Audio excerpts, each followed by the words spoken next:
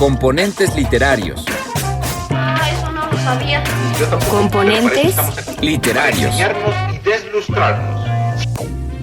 Vine a Comala porque me dijeron que acá vivía mi padre, un tal Pedro Páramo. Componentes literarios. Toco tu boca. ¿Por dónde no toco el borde de tu boca? Voy dibujándola como si saliera de mi mano. Componentes Literarios.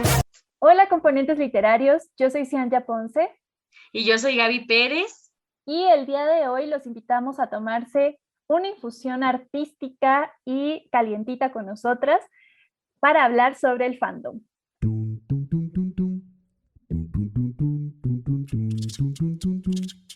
Gramática es el arte o la ciencia, pues en esto no nos hemos puesto de acuerdo, que nos enseña a leer y a escribir correctamente el idioma castellano. Ahora, carnal, te agarramos con las manos de El macaquito. Venga, el macaquito. Venga. Bueno, componentes literarios, voy a abrir mi corazón a ustedes y les voy a decir que yo desde chiquita he sido muy fanática de Harry Potter. Soy lo que llamaría la gente dentro del círculo de una Potterhead. A niveles a veces que me dan un poquito de vergüenza, pero igual me gusta y creo que con el tiempo lo he ido aceptando y adaptando.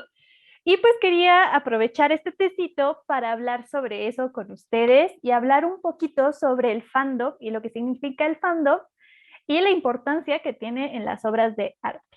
Para quienes no sepan lo que es el fandom, es un acrónimo de Fan Kingdom, que significa como reino fan, y se refiere a la participación que los fanáticos de algún tema o alguna saga, en este caso, como es mi caso Harry Potter, participan para crear esta saga y su labor como creadores, inclusive dentro de ella. Entonces, Gaby, ¿nos podrías contar así tú más o menos qué sabes de eso? Que yo sé que estás un poquito más fuera del tema. Es que quiero comentarles a los componentes literarios que de todas las cosas artísticas, debo decir que me interesó bastante que Siam, por supuesto que ella propuso este tema para tratar. Obviamente.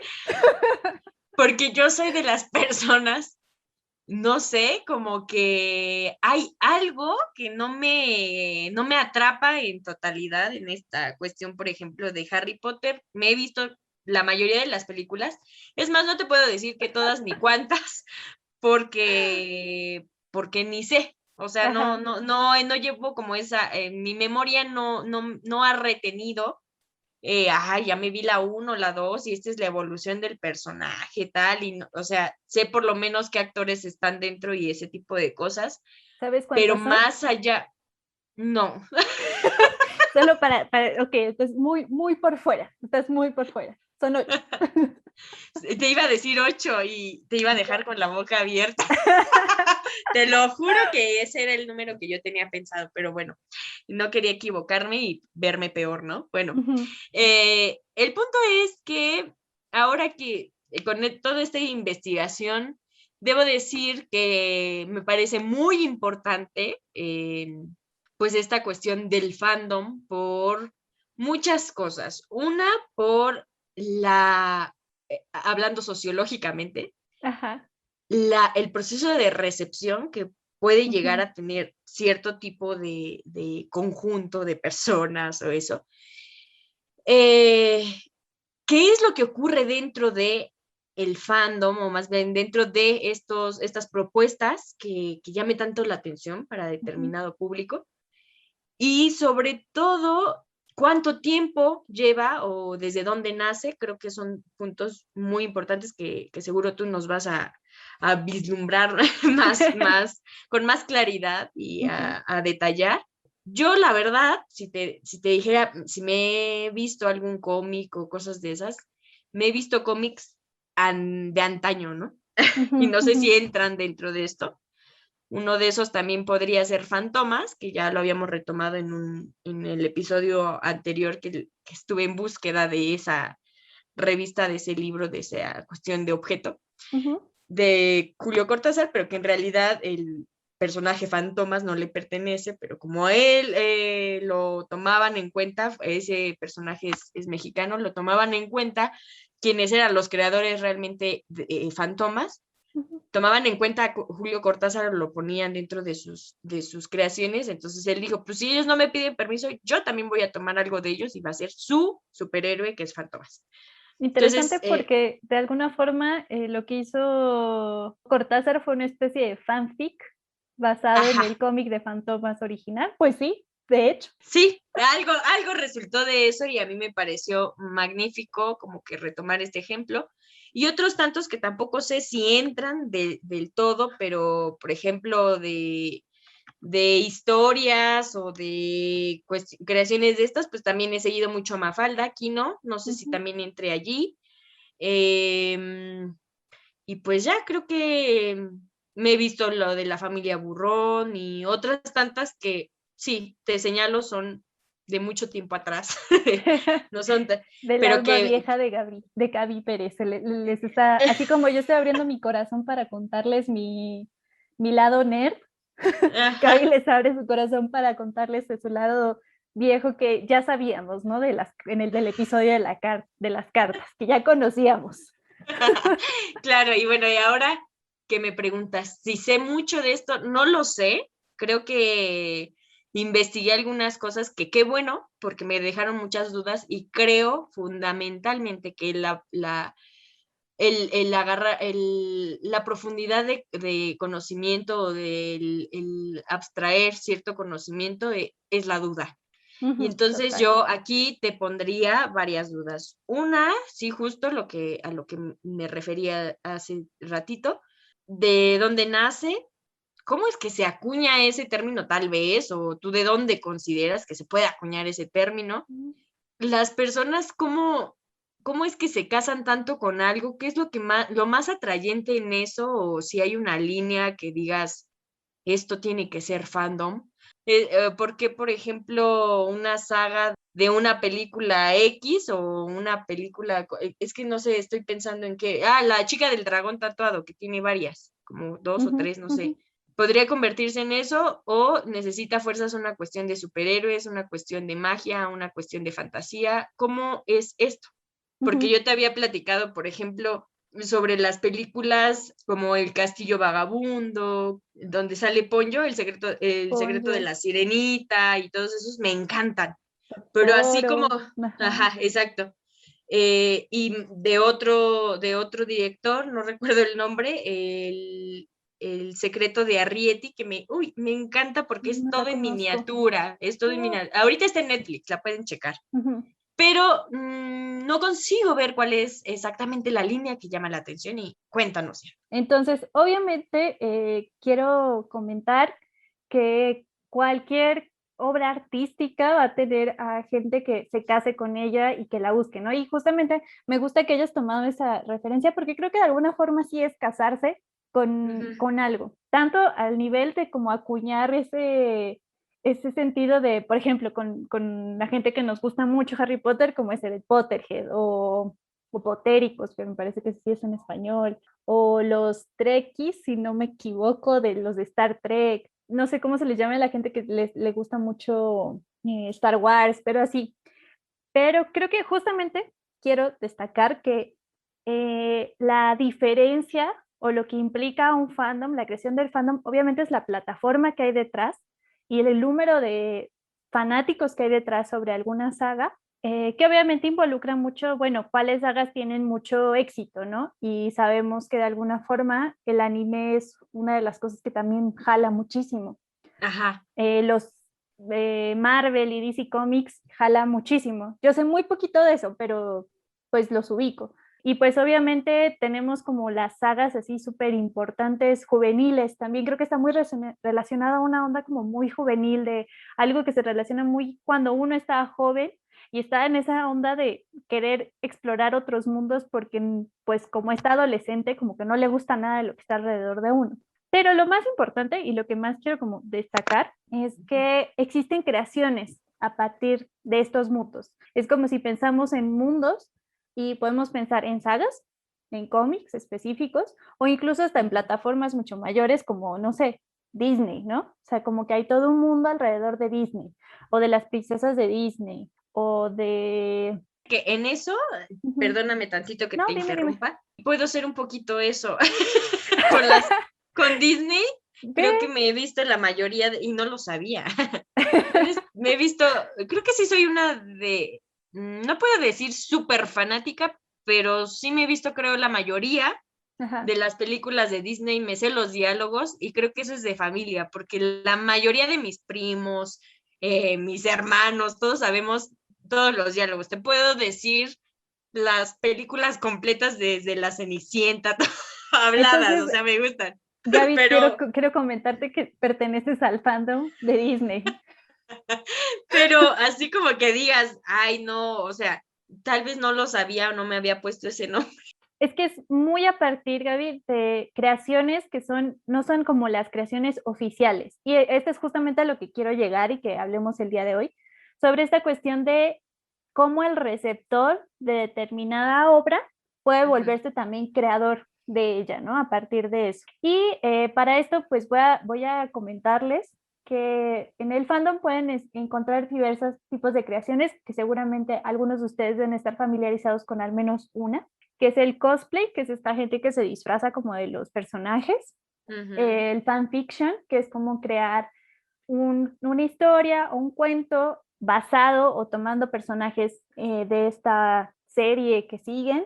Lo mismo pasa con el fan art, el fan video, que es lo mismo como pues sea por pintura o hacer un video. Las convenciones, que seguramente la que más les debe de sonar es la Comic Con. Y lo que me parece súper interesante es el fansub. Son los subtítulos que se encargan los mismos fanáticos de hacer para difundir aún más series que puede ser que estén en otros idiomas. Y esto me parece muy interesante porque yo tengo una teoría de que uno puede tener como muy presente quién veía anime cuando estábamos, cuando estábamos en la secundaria, que bueno, secundaria, prepa, que para que se den una idea, nosotros estábamos en la secundaria, prepa hace más de 10 años. No deis cuenta.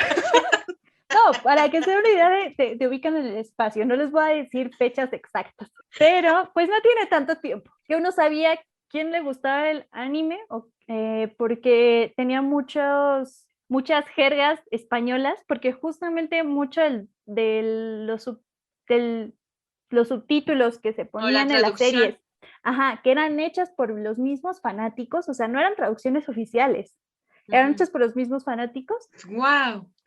Tenía mucha difusión de España. Entonces me parece muy interesante eso porque... Oye, sí. Tiene una implicación en cómo, a nivel incluso del lenguaje, ¿no? Y bueno, les puedo decir como algo que seguramente todos ustedes ya habrán escuchado, pues el fandom tiene tanto impacto que 2 sagas no significa que les guste o no, pero sabemos que 50 Shades of Grey, la de 50 sombras de Grey, está basada en un fanfic de Twilight, de Crepúsculo. Y bueno, obviamente salió recientemente una obra de teatro de Harry Potter y esa obra de teatro también está basada en un fanfic. No significa que sean la obra maestra desde mi humilde opinión, pero era como para que se dieran una idea de realmente la fuerza que tiene y de todas estas obras que se salen y toman como independencia de la obra original compuesta por un autor específico. Sí, justo ahora estaba ya como que gracias a tu explicación comprendiendo más esta posibilidad de darle vida y cómo ver que trasciende una obra sin necesidad de meter al autor por lo magnífico que resulta ser y que de allí se van encadenando con nuevas cosas, justo como lo puedo decir, como una telaraña que va agarrando nuevas redes y evolucionando, ¿no? A través de una raíz te la dan y luego los mismos fanáticos la van convirtiendo en nuevas obras, en nuevos postulados, en un montón de creaciones. Y con esto me encantaría, no sé si es permitido o no, porque claro te digo que no estoy así como sí. Que súper... La cuestión de la muerte del autor, que es una teoría que obviamente, bueno, se ha revisado muchas veces, pero atribuyendo esta opinión desde Barthes o Barthes, como muchas veces le decimos, estamos españolizando los nombres de los teóricos. Bueno, pues es parte de esta cuestión del calco y el préstamo y ahí nos disculparán, ¿verdad? Pero los puristas nos disculparán.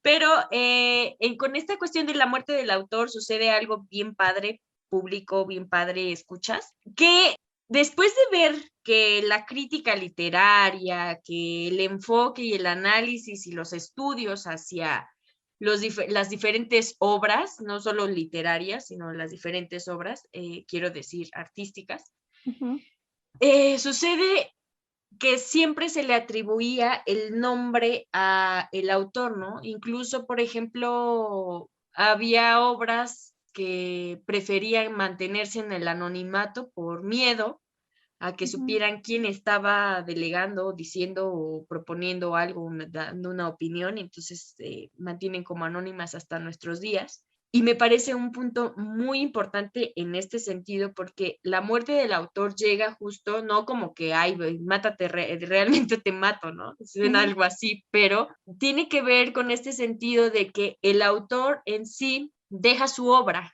él la hace y lo que al espectador, al lector o en este caso al fan le interesa es justamente la obra y separar un tanto quién la haya escrito, ¿no?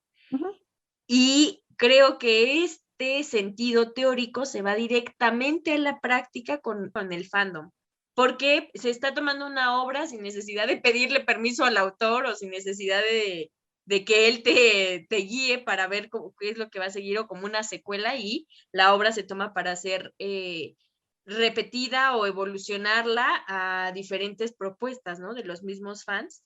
Y yo creo que ahí eso me imagino que sería o es uno de los postulados más importantes que retoma la muerte del autor, porque justo tanto los lectores como los espectadores hacemos lo que queramos con la obra, incluso dejarla olvidada, ¿no? Sí, puede, claro. O sea, puede quedarse como un pisapapel, un libro, o puede quedarse nada más como ayudándonos a sostener la puerta, o como cuando entras a una casa así súper linda y que tienen un estudio padrísimo y tienen un montón de libros y ahí nada más están, pero no sirve de nada si la obra no se pone en marcha porque pues están ahí detenidos los libros, ¿no? Y ese es el principio, como que el alejamiento, el autor ya dio lo suyo, no es que no nos importes, pero no queremos ver tu vida, no queremos ver quién eres en realidad a profundidad, porque nos interesa tu creación. Y esta teoría de la recepción de la que nos estás hablando, porque básicamente es eso, tiene sus orígenes, los orígenes de la teoría de la recepción está basada en esta idea de voltear a ver al receptor y voltear a ver cuáles son como las herramientas y la parte como actante de quien está recibiendo la obra. Tiene sus orígenes también en la fenomenología, la hermenéutica, y en esta idea o esta teoría del juego que en algún momento Gadamer propuso. No voy a intentar hacer el nombre en alemán, no me lo pidan, no sé cómo decirlo. Entonces voy a españolizar, como dice Gaby. Y pues esta idea de reconocer que en la obra literaria y en la obra artística en general, en cualquier tipo de obra, tenemos tres como instancias importantes, que son el autor, la misma obra, porque la misma obra tiene cierto poder sobre ella misma, y la representación, y el receptor, y que necesitamos la cooperación de los tres para que la obra artística funcione, porque tenemos nada más al autor que hizo algo, pero imagínense que no llega a ningún lado, pues ahí se queda, ¿no? Pero también en una cuestión de, pienso un poquito, vamos a pensar como en las películas, podemos tener como un guión, está el guión de la película súper bien formado y todo, y después pasa como por esta etapa de cómo los actores van a representarlo. Y esto me viene un poco a la cabeza de pensar, por ejemplo, en El Guasón, en la nueva película del Guasón, que es como es una opinión personal, pero a mí realmente no me gustó mucho la película, pero me pareció una actuación impresionante. Entonces yo siento que la película salió por su representación, obviamente por todo el background que tiene de, pues es el Guasón, no es cualquier personaje, y obviamente también sale detrás de todo este universo que también tiene su propio fandom. Ajá. Y pues obviamente la recepción de ello fue como de, no, pues es que es una película del Guasón, tenemos que verla. Entonces esas cosas siempre tienen ese impacto. Y pues como para que se den cuenta que cuando se habla así como de teoría del arte y todo eso, no nos quedamos nada con, ay, la gente aquí viendo el URF a la Mona Lisa, ¿no? O sea, esto puede tener sus efectos y su impacto en cosas que ustedes componentes pueden estar viendo y viviendo, ¿no? Así como Gaby se acaba de dar cuenta de que ella tiene alguna influencia como receptora de Disney. Sí, justamente es eso, como que veamos que la obra tiene una proximidad o un desenlace prioritario, que es el lector o que es el espectador, y en este caso es súper importante que veamos que como cuestión de trascendencia, incluso con principios del arte que muestra esta posibilidad de ir de boca en boca o esta posibilidad de que se quede en la posteridad o de que la gente la siga conservando, tiene mucho que ver con ese proceso de recepción, tanto histórico como social.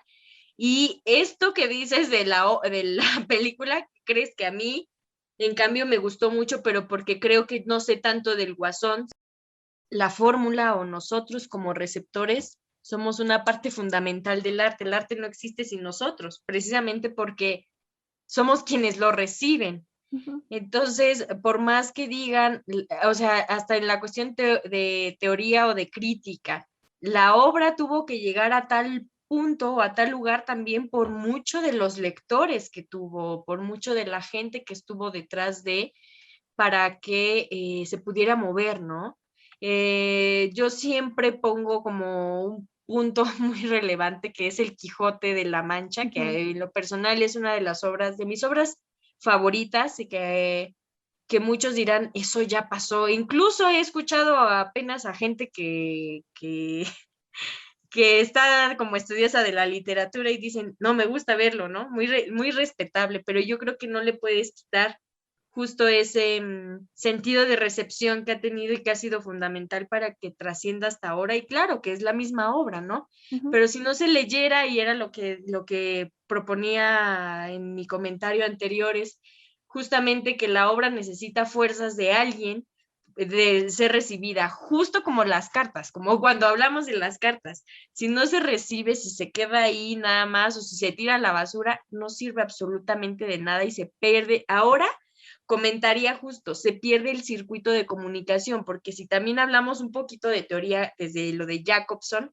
que habla de este postulado de las funciones comunicativas que adquiere, obviamente, que se adquieren desde el lenguaje y desde la recepción, desde el mensaje y este circuito, vamos a ver que cada función adquiere como un engranaje para que el circuito se complete, si no, queda perdido. O sea, si tú mandas una carta y al cartero se le pierde por ahí, el circuito se rompe. Si tú mandas un texto y no tiene todas las hojas completas, el circuito se pierde, no se completa. Lo mismo ocurre acá. Si mandas un texto que tenga unas palabras, y aparte también cambia el proceso de recepción con esto que decías, que me parece fabuloso con las traducciones o con los subtítulos. Uh-huh. Si nosotros como hablantes del español mexicano escuchamos eso, o se te pega o dices, también tienes un móvil para tratar de traducir a tus palabras lo que se está diciendo desde el español de España, ¿no? Uh-huh. Digámoslo así. Entonces todo eso se vuelve una cuestión súper interesante, porque la recepción toma un papel fundamental tanto para crear ese sistema de fanáticos como para decidir si se queda o no algo. Fíjate que quiero como retomar lo que comentas del Quijote y hacer como una anécdota sobre Star Wars, que increíblemente lo podemos podemos encontrar un paralelo. Relacionar. Ujú, para que se den cuenta. El Quijote tiene 2 tomos, ¿no? Y sabemos que existe un tomo apócrifo, por decirlo así, en medio de esos 2 tomos, que alguien más dijo, uy, no, qué novela maravillosa, voy a escribir mi propio fanfiction. Ahora sí que era un fanfiction. Yo digo que era un fanfiction del Quijote. Y de ahí Cervantes se enteró y lo que hizo fue recuperar parte de ese Quijote y lo metió en el segundo Quijote. Y hay un momento, hay una escena en la que el Quijote se encuentra con el otro Quijote, ¿no? Entonces aquí vemos que el autor está interactuando con su receptor. Ahora vamos a hacer el paralelo con Star Wars. No sé mucho de esto, pero por lo que entiendo hay varias teorías sobre quién era, bueno, la idea principal de Star Wars es quién es la lucha entre los Sith y los Jedi, ¿no? Básicamente eso es Star Wars. Y se tenía la teoría de que, bueno, todo el misterio es a ver quién es realmente el maestro Sith.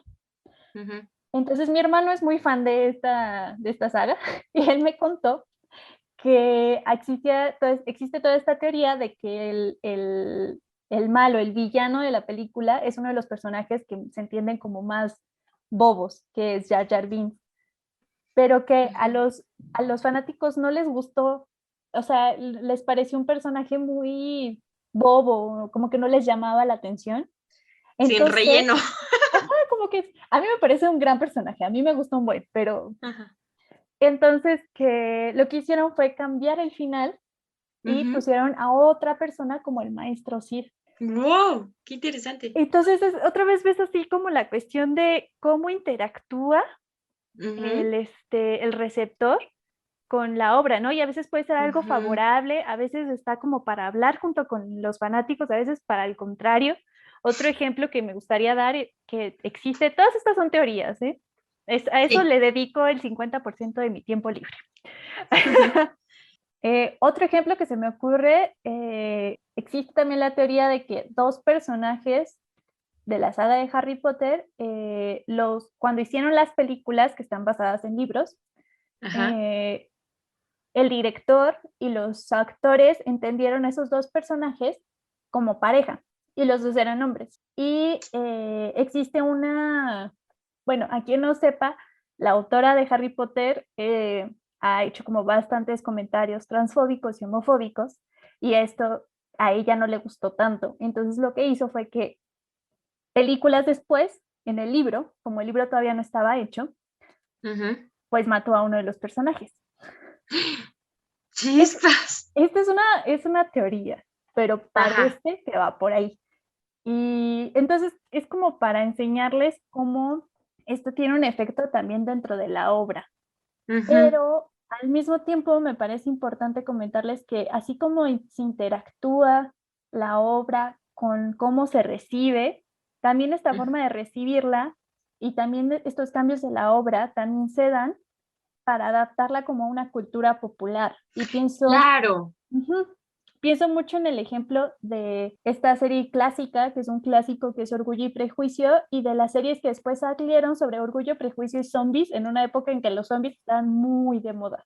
¿Sabes qué también me parece bien importante de lo que estás diciendo? Que también algo que sí podría rescatar, por ejemplo, de El Guasón, es que se adapta a problemas o conflictos que son bastante actuales y que cualquiera yo creo que se ha sentido identificado. Muchas veces de estas cuestiones de violencia o de esas personas que no están como aceptados por salirse un tanto de esa normalidad, entre comillas, de la que la sociedad enuncia constantemente y que encierra pues a las personas, ¿no? Nos encerramos en ese sentido. Yo creo que eso también llamó mucho la atención de esta propuesta, porque no estabas viendo, sí vimos al personaje antagónico después, pero lo alcanzamos a justificar y a entender. Entonces, como que eso casi no se relaciona con los personajes antagónicos cuando se relacionan, por ejemplo, con un superhéroe como lo es Superman o como lo es Batman, en este sentido. Todos habíamos en otras creaciones propuestas por igual a raíz de la obra original, siempre estábamos a la expectativa de que el bien ganara, y ese bien como un sentido moral, como un sentido ético, como un sentido de construcción entre también un tanto de melodrama, ¿no? Si quiero adaptar un poco este sentido entre la cuestión de teatro, tenemos como esta contribución como espectadores de una enseñanza, o sea, buscamos constantemente un aprendizaje en algo, y puede ser consciente o inconscientemente, y yo creo que acá también nos dieron una gran enseñanza, y no solamente a nivel como de comportamiento del ser humano, o de cómo nos vemos reflejados siendo a veces muy mala onda con alguien, ¿no? Que resulta diferente a nosotros, sino también en cuestión de experiencia de creación sobre un referente que es un referente internacional, que es un referente que se vuelve de gran importancia, como es Batman, como es el Guasón. Son personajes icónicos que tienen representaciones justamente de el héroe y el villano, ¿no? Claro, y más porque en ciertos momentos hasta dices, me veo más identificado con el villano que con Batman, ¿no? Es interesante porque creo que muchas de las cuestiones del fandom siempre hay como una bolita, y sobre todo como esa tendencia, o una de dos, a crear una relación entre el héroe y el villano que no sea tan antagonista, y a que las personas se sientan más relacionadas o identificadas a veces con el villano. Pero ese tiene también la importancia del carácter popular al que te referías, y que por supuesto también hay una situación que no podemos dejar de lado, que es que a veces el mismo protagonista, o sea, aquí pues obviamente el protagonista era el Guasón, ¿no? Y que sí, como dices tú, hizo un trabajo espectacular como actuación, pero llegó un punto de vista que me parece muy importante, no solo la justificación y la identificación con él, sino que aparte rebajamos, gracias a esta perspectiva, a Batman. Sí. Y a pesar de que al final parece que todo era mentira, todo lo que él se había diseñado mentalmente y que había hecho un montón de conjeturas mentales y un montón de cosas, al final de veras que resuena este sentido de cómo juegan con tu opinión o con tu recepción, dependiendo de qué es lo que ellos quieren mostrar, ¿no? O de qué lado juegan. Eso es magnífico. Sí, y esto es por 1000 cambios, ¿no? Obviamente, antes en nuestra concepción a los herederos, a los millonarios, hace 20 años era otra la que es hoy, ¿no? Hoy es una cuestión de reconocer, pues, que mucha de la desigualdad social que existe, de la cual habla bastante la película del Guasón, gran parte de la culpa es justamente de estos millonarios. Sí, que gran parte de las personas, la mayoría de las personas, estamos del otro lado, que no es el privilegiado. Entonces, exacto, que también desde el punto de vista de la recepción es un punto a favor y es un punto atinado, porque nosotros como seres humanos estamos constantemente viendo al otro, viendo qué es lo que sucede en la vida del otro y comparándonos, ¿no? Identificándonos o comparándonos. Creo que una de las cosas como importantes de comentarles aquí, componentes, es como demostrar cómo la obra artística es una reconstrucción infinita, ¿no? Todo el tiempo está en movimiento, y que esto aplica no solo, como ya les dije, pensando en el canon literario, ¿no? En cualquier obra que pueda estar clasificada tanto como de la élite como no, están estos efectos, lo cual también me hace como pensar bastante que a veces es un poco absurda esta diferencia, ¿no? O sea, no debería existir esta cuestión de el buen arte y el arte erudito versus el arte popular o de las masas, porque las dos me parecen trabajos y juegos y sistemas súper complejos. Y bueno, entonces, componentes, esperemos que les haya gustado y llamado la atención. Cuéntenos si ustedes son más como equipo Cian y tienen como una saga preferida, que buscan fotos, imágenes, leen fanfiction. Yo estoy actualmente leyendo un fanfiction de Harry Potter. de muchas hojas. O si son más como Gaby, que sienten que no están como tanto dentro de ese mundo, pero realmente después de este episodio dijeron, Es cierto, somos. Sí soy. somos. Entonces, Ahora, cuéntenos en los comentarios. Recuerden seguirnos en las redes sociales. En Instagram estamos como Componentes Literarios, en YouTube y en Facebook también como Componentes Literarios, y pueden escucharnos en YouTube, Anchor y Spotify, y seguirnos, como ya saben, en nuestra página web como componentesliterarios.com. Cianya Ponce está como @cianfils en Instagram, y en Twitter la van a encontrar como @parsealeatoria. Y por mi parte estoy como @gavitza_ en Instagram. Así que los esperamos próximamente, que también formen parte de nuestras cuentas personales para que nos puedan mandar mensajes y nos digan de qué les gustaría hablar. Y si no, nos pueden contactar a través de nuestras páginas oficiales. Cuídense, pásenla bien. Esto fue Componentes Literarios. Tum tum tum tum tum tum tum tum tum tum